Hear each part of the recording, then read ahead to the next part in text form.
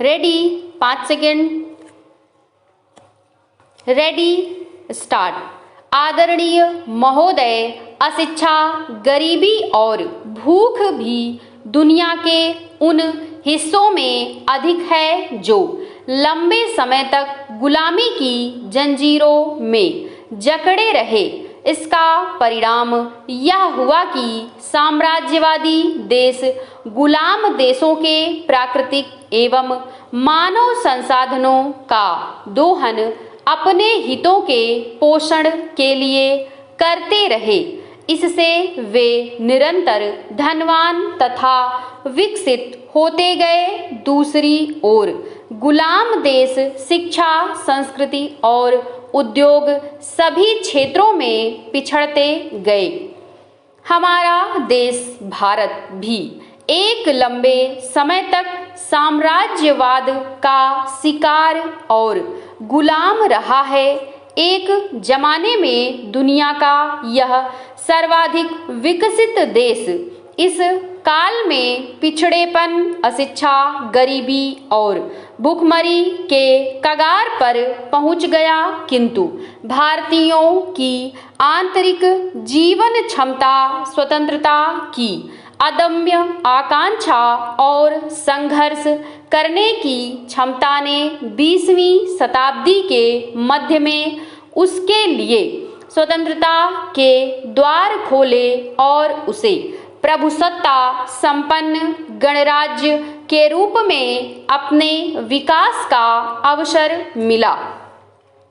स्वतंत्र भारत को अपने शैशव से ही जिन समस्याओं का सामना करना पड़ा, उनमें अन्य समस्याओं के साथ गरीबी और अशिक्षा सबसे महत्वपूर्ण थे।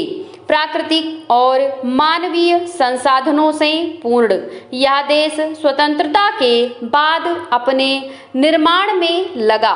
हमारा उद्देश्य था समतावादी समाज की स्थापना द्वारा देश को आर्थिक प्रगति की राह पर आगे बढ़ाना। अज्ञान और निरक्षरता इस राह की सबसे बड़ी बाधाएं थीं। आज भी हमारे देश की 80% जनसंख्या गांवों में निवास करती है। ग्रामीण जीवन में निरक्षरता, अज्ञान और सामाजिक विषमता सबसे बड़े अभिशाप हैं। भारत के कर्णधारों ने प्रारंभ में ही इस तथ्य को पहचान लिया था और समझ गए थे कि सामाजिक न्याय, आर्थिक विकास व समता मूलक समाज की स्थापना एवं उन्नति के लिए आवश्यक है कि हम अज्ञान और निरक्षरता के विरुद्ध एक अभियान छेड़ें। उसके बिना न तो नागरिकों में नई चेतना जागृत की जा सकती है और न ही जीवन और जगत के प्रति उनके सोच को बदला जा सकता है। समस्याओं के विश्लेषण, अपने अधिकारों और कर्तव्यों की जानकारी, समाज के प्रति लगाव और दायित्व का बोध, अपने इतिहास और संस्कृति की विरासत के प्रति मोह, देश प्रेम और राष्ट्रीय एकता की भावना और इनसे भी अधिक अज्ञानता, गरीबी और भूख के विरुद्ध कोई भी देश या जाति तब तक पूर्णतः तैयार नहीं हो सकती जब तक उनमें शिक्षा का विकास न हो। शिक्षा व्यक्ति के ज्ञान चक्षु खोलती है और उसके भीतर ऐसी चेतना का प्रादुर्भाव होता है जो करणीय एवं अकरणीय का अंतर उसे समझाती है। सामाजिक बर्बरता से संघर्ष करने का साहस देती है। इतना ही नहीं, निरक्षरता इंसानों को बांटती है जबकि साक्षरता एक दूसरे को नजदीक लाती है। अपने हितों के विश्लेषण की क्षमता साक्षरता से ही विकसित होती है। सच तो यह है कि अशिक्षा अर्थात निरक्षरता अभिशाप है, एक मायने में गरीबी से भी अधिक बड़ा, क्योंकि गरीबी आमतौर पर निरक्षरता के कारण ही पैदा होती है।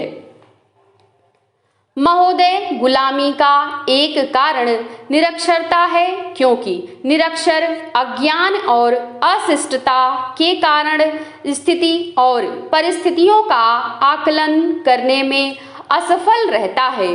परिणाम स्वरूप दूसरों की चाकरी करना उसकी नियति बन जाती है। यह बात व्यक्ति, समाज और देश सभी पर लागू होती है।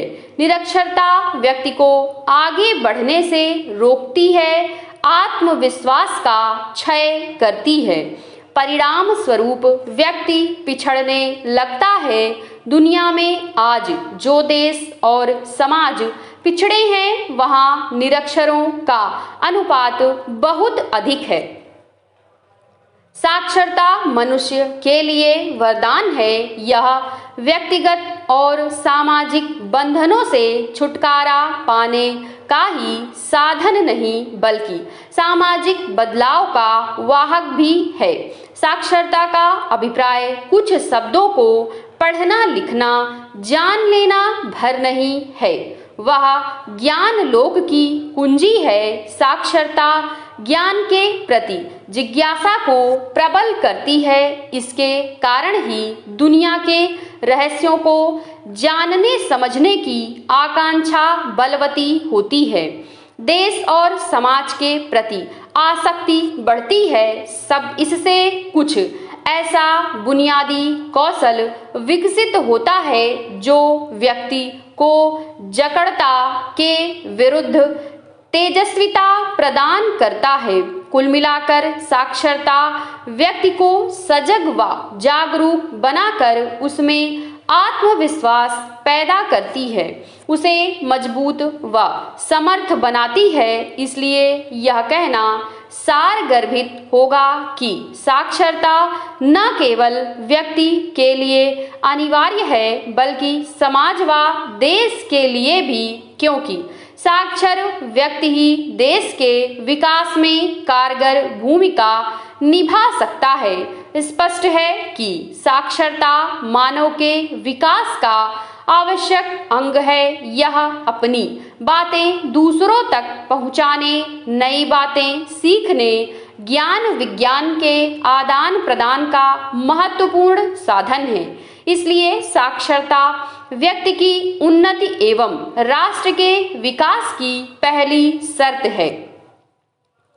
आज हम 21वीं सदी में प्रवेश कर चुके हैं। दुनिया के अधिकतर देश नई सदी में नए विश्वास और संभावनाओं के साथ प्रवेश कर गए हैं, जबकि हमारे पास है करोड़ों निरक्षरों की विशाल फौज। वर्तमान स्थिति के विश्लेषण से ज्ञात होता है कि हमारे देश में निरक्षरों की जो लंबी कतार है, वह जनसंख्या बढ़ने के साथ साथ और लंबी होती जाएगी। स्वतंत्रता प्राप्ति के बाद हुई जनगणना अर्थात 1951 में साक्षरता दर 16% थी, जो वर्ष 1991 में बढ़कर 52% हो गई।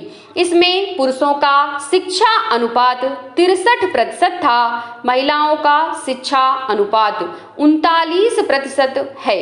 यह एक अजीब विडंबना है कि साक्षरता की दर में वृद्धि के बावजूद निरक्षरों की संख्या में अनियंत्रित गति से वृद्धि हो रही है। 1991 के आंकड़ों के अनुसार उस समय देश में 17 करोड़ प्रौढ़ निरक्षर थे। यदि जनसंख्या वृद्धि और साक्षरता प्रसार की दर में कोई बुनियादी परिवर्तन नहीं हुआ तो सन 2002 तक भारत में 50 करोड़ लोग निरक्षर होंगे। विश्व बैंक की एक चर्चित रपट के अनुसार उस वर्ष 15 से 19 वर्ष के आयु वर्ग में विश्व की कुल निरक्षर जनसंख्या का 54% भाग भारत में होगा समाप्त।